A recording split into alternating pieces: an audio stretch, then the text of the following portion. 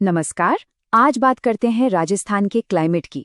ये जो अलग अलग कोड्स होते हैं ना, जो सुनने में बड़े मुश्किल लगते हैं, चलिए आज उन्हें ही आसान भाषा में समझने की कोशिश करते हैं। यकीन मानिए, ये काफी दिलचस्प है।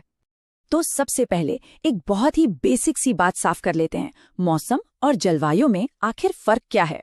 देखिए, मौसम तो वो है जो पल पल बदलता है। जैसे आज गर्मी है, कल शायद बारिश हो जाए।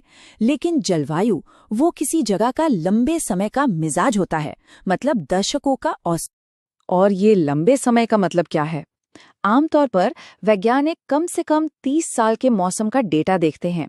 जी हाँ, पूरे 30 साल। तब जाकर किसी जगह की जलवायु तय होती है। ये कोई एक दो दिन की बात नहीं है।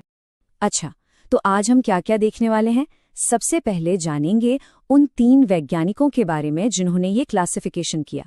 फिर कोपेन के सिस्टम को डिटेल में समझेंगे।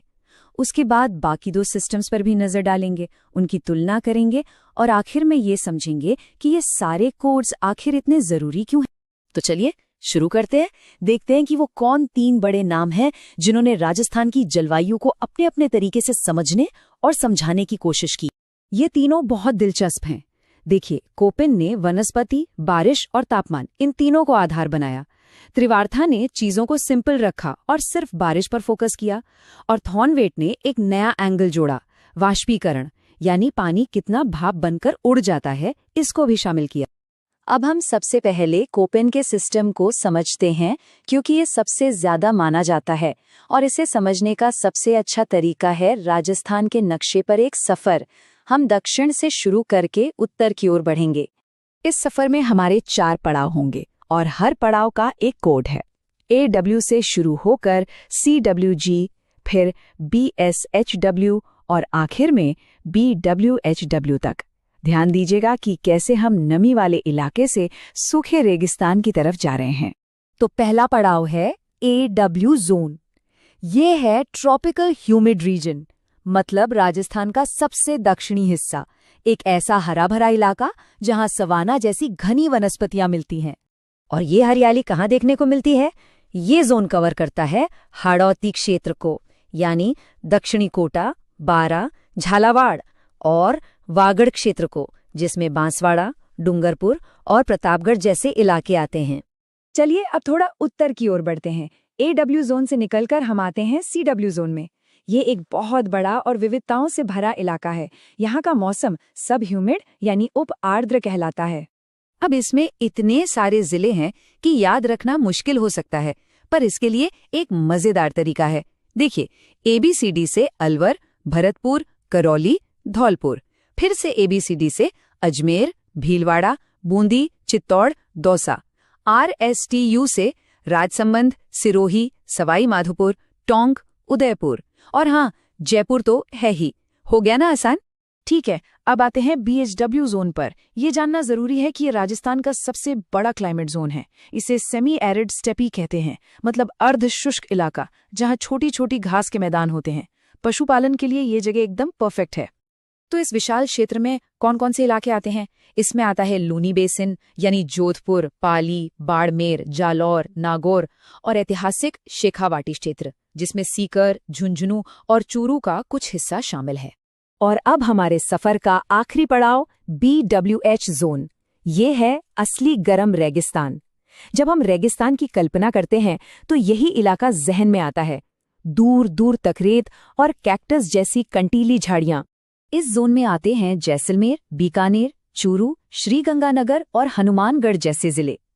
ये वही जगह है जहां रेत के बड़े बड़े टीले हैं और पेड़ पौधे बहुत कम देखने को मिलते हैं। तो ये तो हुई कोपेन की बात, पर जैसा हमने शुरू में कहा था, 2 और सिस्टम्स भी हैं। तो चलिए अब जरा जल्दी से त्रिवार्था और थॉर्नवेट के मॉडल्स पर भी एक नजर डाल लेते हैं। त्रिवार्था का तरीका बहुत सीधा साधा था। उन्होंने बस बारिश को पकड़ा।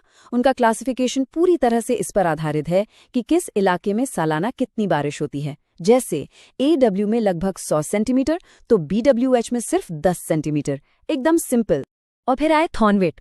उन्होंने एक और जरूरी चीज जोड़ी, वाष्पीकरण, मतलब बारिश का कितना पानी भाप बनकर उड़ गया।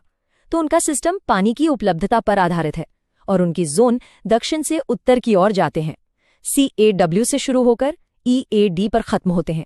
AD को एंड की तरह भी याद रख सकते हैं क्योंकि यहाँ आकर पानी लगभग खत्म हो जाता है। तो अब सबसे जरूरी सवाल आता है कि ये तीनों अलग अलग सिस्टम एक ही जगह के बारे में क्या कहते हैं। चलिए अब इनकी तुलना करके देखते हैं। ये टेबल पूरी कहानी साफ कर देती है। राजस्थान का सबसे दक्षिणी इलाका देखिए, कोपेन उसे AW कहते हैं क्योंकि वहां की वनस्पति वैसी है। त्रिवार्था भी उसे AW ही कहते हैं, लेकिन उनका आधार है 100 सेंटीमीटर बारिश।